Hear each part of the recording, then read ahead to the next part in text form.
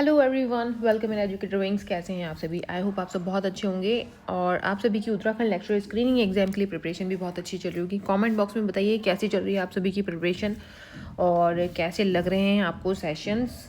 तो आज का जो सेशन है हमारा भारतीय राज्य व्यवस्था का होने वाला है, ठीक है। इससे पहले ऑलरेडी हम लोग पॉलिटिकल साइंस का एक सेशन ले चुके हैं। अगर आप लोगों ने नहीं देखा है तो आप लोग देख सकते हैं, चैनल को विजिट कीजिए और जाकर के ऑल वीडियोस देख सकते हैं आप, ठीक है। अदर सब्जेक्ट के भी वीडियोस अपलोडेड हैं। तो फर्स्ट क्वेश्चन हमारा है, उससे पहले कह देना चाहती हूँ जो भी आप लोग न्यू आ रहे हैं चैनल पर और प्रिपरेशन कर रहे हैं आप लोग किसी भी गवर्नमेंट एग्ज़ाम के लिए, तो जो बेसिक सी जीके होती है, जनरल नॉलेज होती है, वो हम लोग यहाँ पर डिस्कस कर रहे हैं, ठीक है। फिलहाल उत्तराखंड लेक्चर स्क्रीनिंग एग्जाम के लिए हम लोग यहाँ पर मेन फोकस्ड हैं। तो आप लोग चैनल को सब्सक्राइब कर सकते हैं। सेशन अच्छा लगता है तो प्लीज़ लाइक करो और शेयर करो, ठीक है। तो आज का फर्स्ट क्वेश्चन होने वाला है हमारा। फर्स्ट क्वेश्चन है, भारतीय संविधान सभा ने भारतीय राष्ट्रीय ध्वज की रूपरेखा को कब अंगीकरण किया? ऑप्शन है 23 अगस्त 1947, 13 सितंबर 1948, 26 नवंबर 1949, 22 जुलाई 1947। तो राइट आंसर हमारे यहाँ पर होगा कि भारतीय संविधान सभा ने भारतीय राष्ट्रीय ध्वज की रूपरेखा को कब अंगीकरण किया? 22 जुलाई 1947, ठीक है। 22 जुलाई 1947 is right answer. Option D यहाँ पर राइट आंसर होगा, ठीक है। ऑप्शन डी यहाँ पर करेक्ट आंसर होगा हमारा। नेक्स्ट है क्वेश्चन हमारा, भारतीय संविधान सभा में महिला सदस्यों की कुल संख्या कितनी थी? ऑप्शन देख लेते हैं। ऑप्शन ए है 10, बी 12, सी 13 और डी 15। तो भारतीय संविधान सभा में महिला सदस्यों की कुल संख्या थी 15, ठीक है। ऑप्शन डी यहाँ पर राइट आंसर हो जाएगा 15। नेक्स्ट है थर्ड क्वेश्चन, भारत पूर्ण संप्रभु लोकतांत्रिक गणतंत्र कब बना है? तो 26 जनवरी 1949, 26 नवंबर 1951, 26 नवंबर 1930 और 26 नवंबर 1949। तो भारत पूर्ण संप्रभु लोकतांत्रिक गणतंत्र कब बना? 26 नवंबर 1949 को, ठीक है। ऑप्शन डी यहाँ पर राइट हो जाएगा थर्ड क्वेश्चन का आंसर। नेक्स्ट क्वेश्चन आता है फोर्थ क्वेश्चन, संविधान की उद्देशिका प्रस्तावना का संशोधन, उद्देशिका यानी प्रस्तावना का संशोधन कितनी बार किया गया है? ऑप्शंस है, ए है 3 बार, बी 2 बार, सी 1 बार और डी कभी नहीं। तो उद्देशिका में परिवर्तन कितनी बार हुआ है? तो ऑप्शन सी यहाँ पर राइट आंसर हो जाएगा 1 बार, ठीक है। ऑप्शन सी यहाँ पर राइट आंसर होगा 1 बार। नेक्स्ट है क्वेश्चन नंबर 5, भारत के संविधान में भारत को किस रूप में वर्णित किया गया है? ऑप्शन ए है परिसंघ कल्प, बी एकात्मक, सी राज्यों का संघ और डी है परिसंघ। तो भारत को संविधान में भारत को किस रूप में वर्णित किया गया है? राज्यों का संघ के रूप में वर्णित किया गया है। ऑप्शन सी यहाँ पर राइट आंसर होगा। नेक्स्ट आता है क्वेश्चन नंबर 6, भारतीय संघवाद किस देश के संघवाद से प्रभावित है? भारतीय संघवाद किस देश के संघवाद से प्रभावित है? ऑप्शन ए है Nigeria, B Canada, C United kingdom और डी फ्रांस। तो भारतीय संघवाद किस देश के संघवाद से प्रभावित है? ऑप्शन बी यहाँ पर राइट है, कनाडा से प्रभावित है। नेक्स्ट आता है क्वेश्चन नंबर 7, भारत के संविधान का निर्माता किसको माना जाता है? ऑप्शन ए है महात्मा गांधी, बी आर अम्बेडकर, सी है जवाहरलाल नेहरू और डी है VN राव। तो भारतीय संविधान का निर्माता कौन है? सभी को पता है, BR अम्बेडकर जी, भीमराव अम्बेडकर जी हैं, ठीक है। नेक्स्ट आता है क्वेश्चन हमारा, क्वेश्चन नंबर 8, न्यायिक समीक्षा की धारणा किस देश के संविधान से ली गई है? ऑप्शन ए है England, B USA, C Canada और डी ऑस्ट्रेलिया। तो न्यायिक समीक्षा की धारणा किस देश से ली गई है? समीक्षा की धारणा ये ली गई है USA से। ये जो धारणाएं हैं, ठीक है, अलग अलग संविधान से जो ली गई हैं, ये हमें टेबल जो है उसका पूरा याद होना चाहिए, क्योंकि दूसरे देशों के संविधान से ली गई धारणाओं को मिलाकर हमारे देश का संविधान बना है, ठीक है। तो याद होना चाहिए किस देश से कौन सी धारणा ली गई है। नेक्स्ट है 9th क्वेश्चन, विश्व का सबसे बड़ा संविधान किस देश का है? ऑप्शन ए है Bharat, B America, C Britain and D France. तो विश्व का सबसे बड़ा संविधान जो है भारत का है, ठीक है। ऑप्शन ए यहाँ पर राइट आंसर होगा। नेक्स्ट आता है क्वेश्चन नंबर 10, भारतीय संविधान में मूलभूत अधिकारों का सिद्धांत किस संविधान से लिया गया है? ऑप्शन ए है अमेरिका, बी UK, सी सोवियत संघ एंड डी रूस। तो भारतीय संविधान में मूलभूत अधिकारों का सिद्धांत किससे लिया गया है? तो राइट आंसर होगा हमारा ऑप्शन ए, ठीक है, अमेरिका। नेक्स्ट आता है क्वेश्चन नंबर 11, भारतीय संविधान के किस भाग को उसकी आत्मा कहा जाता है? ऑप्शन ए है मौलिक अधिकार, बी संविधान के अनुच्छेद 356, एंड सी प्रस्तावना, डी नीति निदेशक तत्व। तो भारतीय संविधान के किस भाग को उसकी आत्मा कहा जाता है? तो प्रस्तावना को कहा जाता है। ऑप्शन सी यहाँ पर राइट आंसर होगा। नेक्स्ट आता है क्वेश्चन नंबर 12। ऑस्ट्रेलिया के संविधान से भारतीय संविधान में कौन सा तत्व शामिल किया गया है? ऑस्ट्रेलिया के संविधान से क्या लिया गया है, कौन सा तत्व लिया गया है जो इंडियन कॉन्स्टिट्यूशन में शामिल किया गया है? ऑप्शन ए है नीति निदेशक तत्व, बी मौलिक अधिकार, सी संवर्ती सूची और डी संघीय व्यवस्था। तो भारतीय संविधान में ऑस्ट्रेलिया के संविधान से कौन सा तत्व शामिल किया गया था? संवर्ती सूची को शामिल किया गया था। ऑप्शन सी यहाँ पर राइट आंसर होगा क्वेश्चन नंबर 12 का। ठीक है, नेक्स्ट है क्वेश्चन नंबर 13। 42 में संविधान संशोधन अधिनियम 1976 के द्वारा प्रस्तावना में किस शब्द को जोड़ा गया था? जोड़ा नहीं गया, किस शब्द को नहीं जोड़ा गया, ये पूछा है। ठीक है, तो ये नहीं वाले क्वेश्चन को ज़्यादा ध्यान देना क्योंकि क्वेश्चन कन्फ्यूज़न वाले होते हैं। ऑप्शन देखते हैं। धर्मनिरपेक्ष, बी है समाजवाद, सी गुटनिरपेक्ष एंड डी है एकता और अखंडता। तो 42 जो अमेंडमेंट हुआ 1976 में प्रस्तावना का, ठीक है, उसमें कौन सा शब्द नहीं जोड़ा गया है? देखो, ये वही अमेंडमेंट है, प्रस्तावना की बात हो रही है। हमने अभी क्वेश्चन यहाँ पर डिस्कस किया था कि उद्देशिका यानी प्रस्तावना में कितनी बार संशोधन हुआ है, तो संशोधन सिर्फ एक बार हुआ है। ठीक है, तो ये वही वाला संशोधन है जो कि 1976 में हुआ। ठीक है, ये चीज़ आपको ध्यान होनी चाहिए। प्रस्तावना में संशोधन केवल एक ही बार हुआ है। कब हुआ है? 1976 में हुआ है। तो क्या शब्द उसमें जोड़े गए वो हमें पता चल जाएंगे और कौन सा नहीं है उसमें ये भी पता चल जाएगा। तो ऑप्शन सी यहाँ पर है गुटनिरपेक्ष, जो कि प्रस्तावना में नहीं जोड़ा गया। जोड़े गए शब्द वो थे कौन से? धर्मनिरपेक्ष। जोड़े गए शब्द कौन से थे? धर्मनिरपेक्ष, समाजवाद और एकता और अखंडता। इन शब्दों को जोड़ा गया था, गुटनिरपेक्ष को नहीं जोड़ा गया। आई होप क्लियर होगा अब आपको। ठीक है, नेक्स्ट क्वेश्चन आता है 14 क्वेश्चन। भारतीय संविधान में मौलिक कर्तव्य का प्रावधान किस देश के संविधान से प्रेरित है? ऑप्शन ए है हमारा रूस, बी जर्मनी, सी ऑस्ट्रेलिया और डी अमेरिका। भारतीय संविधान में मौलिक कर्तव्यों का प्रावधान किस देश के संविधान से प्रेरित है? तो रूस से प्रेरित है। मौलिक कर्तव्यों कहाँ से लिया गया है? रूस से लिया गया है। ऑप्शन ए यहाँ पर राइट आंसर हो जाएगा। नेक्स्ट है क्वेश्चन नंबर 15। भारतीय संविधान की उद्देशिका में परिवर्तन किस संशोधन अधिनियम में किया गया था? तो अभी अभी हम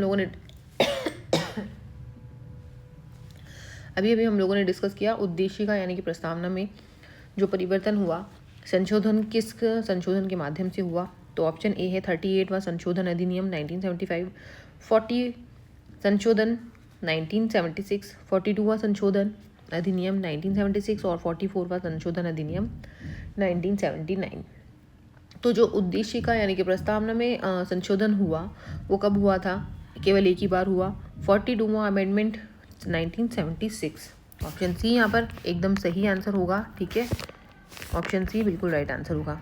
नेक्स्ट है क्वेश्चन नंबर 16। भारतीय संविधान पर सबसे अधिक प्रभाव किस स्रोत का पड़ा है? ऑप्शन ए है भारत सरकार अधिनियम 1935 का, बी है ब्रिटेन के संविधान का, सी संयुक्त राज्य अमेरिका के संविधान का और डी है कनाडा के संविधान का। तो भारतीय संविधान पर सबसे अधिक प्रभाव किस स्रोत का पड़ा है? तो भारत सरकार अधिनियम 1935 का। ठीक है, तो नेक्स्ट क्वेश्चन आता है हमारा 17 क्वेश्चन। भारतीय संविधान में उल्लिखित स्वतंत्रता, समानता और बंधुता की संकल्पना किससे प्रेरित है? ऑप्शन ए है फ्रांस के संविधान से, बी आयरिश के संविधान से, सी अमेरिका संविधान से और डी ब्रिटिश के संविधान से। तो एकता, स्वतंत्रता, समानता और बंधुता की जो संकल्पना ली गई है फ्रांस के संविधान से ली गई है। ऑप्शन ए यहाँ पर राइट आंसर हो जाएगा। नेक्स्ट आता है क्वेश्चन नंबर 18। संविधान के किस भाग में नीति निर्देशक तत्वों का उल्लेख किया गया है? ऑप्शन ए है तृतीय भाग, बी चतुर्थ भाग, सी द्वितीय भाग और डी है नवम भाग, 9th। तो कौन सा होगा? नीति निर्देशक तत्वों का उल्लेख किया गया है भाग 4 में। ऑप्शन बी यहाँ पर राइट आंसर होगा। भाग 4 में नीति निर्देशक तत्व जो हैं वो शामिल हैं। ठीक है, नीति निर्देशक तत्व कौन से भाग में शामिल है? संविधान के भाग 4 में। आई होप आपको क्लियर होगा ये। और अनुच्छेद कौन सा है? अनुच्छेद कौन सा है? नीति निर्देशक तत्वों के लिए अनुच्छेद कौन से हैं? 36 से 51। ओके, तो ये आर्टिकल हमें ध्यान होनी चाहिए। नेक्स्ट है क्वेश्चन नंबर 19। भारतीय संविधान में प्रारंभ में कितने मौलिक अधिकारों को शामिल किया गया? ऑप्शन ए है 7, बी 6, सी 5 एंड डी 8। तो मौलिक अधिकारों को, कितने मौलिक अधिकारों को शामिल किया गया था प्रारंभ में? 7 मौलिक अधिकारों को शामिल किया गया था। ठीक है, तो 7 मौलिक अधिकारों को पहले प्रारंभ में शामिल किया गया था। ठीक है, तो कौन कौन से मौलिक अधिकार थे वो मैं आपको काउंट करा देती हूँ। समानता का अधिकार था, स्वतंत्रता का अधिकार, शोषण के विरुद्ध अधिकार, धार्मिक स्वतंत्रता का अधिकार, संस्कृति एवं शिक्षा संबंधी अधिकार, संवैधानिक उपचारों का अधिकार और एक था कौन सा? संपत्ति का अधिकार। संपत्ति के अधिकार को मौलिक अधिकारों से बाहर कर दिया गया है। ठीक है, तो ये क्वेश्चन अभी आगे डिस्कस करेंगे हम लोग, संपत्ति के अधिकार को। ठीक है, नेक्स्ट क्वेश्चन हमारा है 20 क्वेश्चन। भारतीय संविधान के अनुसार जीवन का अधिकार है एक, ऑप्शन ए है राजनीतिक अधिकार, बी है मौलिक अधिकार, सी धार्मिक अधिकार और डी है आर्थिक अधिकार। तो जीवन का जो अधिकार है क्या है? मौलिक अधिकार है। ठीक है, ऑप्शन बी यहाँ पर राइट आंसर होगा, मौलिक अधिकार। नेक्स्ट है क्वेश्चन नंबर 21। किस संविधान संशोधन अधिनियम द्वारा संपत्ति का अधिकार मूल अधिकारों से बाहर कर दिया गया है? देखो, संपत्ति का अधिकार अभी हम लोगों ने जो मौलिक अधिकार काउंट करे थे, ठीक है 7 थे, तो जो 7वां था ना संपत्ति अधिकार, उसको हटा दिया गया। ठीक है, अब ये बता रहा है कि किस संशोधन अधिनियम के द्वारा संपत्ति के अधिकार को मौलिक अधिकार से बाहर किया गया। अब देखते हैं ऑप्शन हम। ऑप्शन ए है 44, बी 42, सी 43 एंड डी 45। तो कौन सा अमेंडमेंट हुआ था, है ना, जिसमें संपत्ति के अधिकार को मूल अधिकार से बाहर कर दिया गया? तो 44 अमेंडमेंट हुआ था, ऑप्शन ए राइट होगा। 44th अमेंडमेंट हुआ था 1978 में। ये क्वेश्चन पूछा जाता है कि संपत्ति के अधिकार को कौन से संविधान संशोधन अधिनियम के थ्रू और किस वर्ष बाहर कर दिया गया मूल अधिकारों से? तो 44वां अमेंडमेंट और 1978 में। ठीक है, तो आंसर हमको याद होना चाहिए। नेक्स्ट है क्वेश्चन नंबर 22। डॉक्टर अंबेडकर ने संविधान के किस अनुच्छेद को संविधान का हृदय और आत्मा कहा है? ऑप्शन ए है 14, बी अनुच्छेद 17, सी है अनुच्छेद 352 और डी है अनुच्छेद 32। तो राइट आंसर हमारा होगा ऑप्शन डी। ठीक है, जिसको संविधान का हृदय और आत्मा कहा जाता है। नेक्स्ट आता है क्वेश्चन नंबर 23। प्रेस की स्वतंत्रता भारतीय संविधान के अनुच्छेद से मिलती है? ऑप्शन ए है अनुच्छेद 21, बी अनुच्छेद 16, सी अनुच्छेद 19 और डी है अनुच्छेद 14। तो प्रेस की स्वतंत्रता आर्टिकल 19 के थ्रू मिलती है, ऑप्शन सी राइट है यहाँ पर आंसर। नेक्स्ट है क्वेश्चन नंबर 24। संविधान द्वारा मौलिक अधिकारों का संरक्षण किसे नियुक्त किया गया है? ऑप्शन ए है सर्वोच्च न्यायालय, बी भारतीय संसद को, सी राष्ट्रपति को या डी इनमें से कोई नहीं। तो संविधान द्वारा मौलिक अधिकारों का संरक्षक किसको नियुक्त किया गया है? ऑप्शन ए राइट आंसर होगा, सर्वोच्च न्यायालय को। ठीक है, वेट,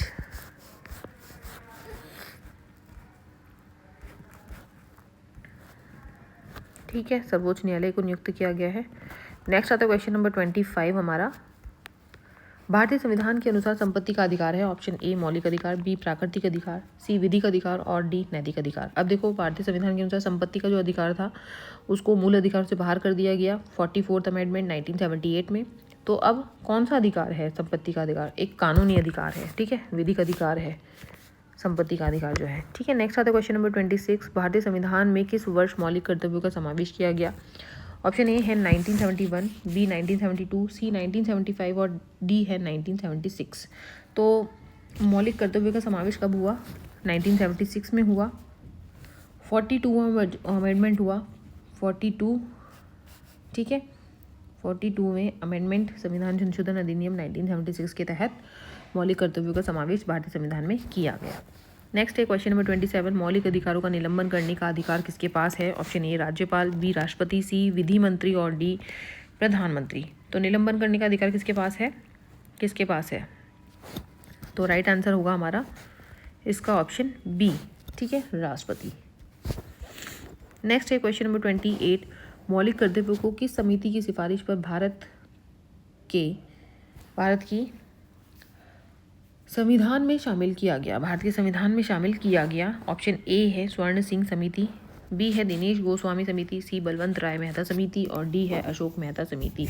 तो मौलिक कर्तव्यों को किस समिति की सिफारिश पर भारतीय संविधान में शामिल किया गया? ऑप्शन ए राइट होगा, स्वर्ण सिंह समिति इज राइट आंसर। ठीक है, भाग 4 में आते हैं मौलिक कर्तव्य। भाग 4 में आते हैं, भाग 4 क में 42 अमेंडमेंट 1976। अनुच्छेद कौन सा है मौलिक कर्तव्यों के लिए? अनुच्छेद कौन सा है? ठीक है, 51 क, ठीक है, यह आर्टिकल है आर्टिकल। ओके, नेक्स्ट आता है क्वेश्चन नंबर 29। मौलिक कर्तव्यों की अवहेलना करने पर किसी व्यक्ति को दंड का प्रावधान किया गया है। ऑप्शन ए है 1 वर्ष कारावास, बी है 10,000 रुपये जुर्माना, सी है 1 वर्ष का कारावास तथा 10,000 जुर्माना, और डी अवहेलना पर दंड का प्रावधान नहीं है। तो क्या होगा? तो ऑप्शन डी यहाँ पर राइट आंसर होगा, अवहेलना पर दंड का प्रावधान नहीं है। नेक्स्ट है क्वेश्चन नंबर 30। संविधान का निम्न में से कौन सा अनुच्छेद मौलिक कर्तव्यों से संबंधित है? ऑप्शन ए है अनुच्छेद 48A, बी है अनुच्छेद 29C, सी है अनुच्छेद 51 क, और डी इनमें से कोई नहीं। मौलिक कर्तव्य से कौन सा अनुच्छेद संबंधित है? अभी अभी मैंने बताया आपको, तो अनुच्छेद 51 क इज राइट आंसर। अभी अभी डिस्कस किया, जो कि मौलिक कर्तव्यों से संबंधित है 51 क। तो ये थे आज के कुछ इंपॉर्टेंट क्वेश्चन पॉलिटिकल साइंस से रिलेटेड। आई होप आप सभी को अच्छे लगा होगा सेशन आज का। कैसा लगा सेशन बताइए मुझे कमेंट बॉक्स में आप लोग, ठीक है। तो आज के 30 इंपॉर्टेंट क्वेश्चन हम लोगों ने किए हैं। तो सेशन को पूरा देखो, और अच्छा लगे तो प्लीज़ लाइक भी करो और शेयर करो अपने फ्रेंड्स एंड रिलेटिव्स को। तो नेक्स्ट वीडियो जल्दी अपलोड होगा, पॉलिटिकल साइंस के और भी कुछ इंपॉर्टेंट क्वेश्चन बाकी हैं, तो नेक्स्ट वीडियो जल्दी अपलोड होगा। Till then bye bye and take care.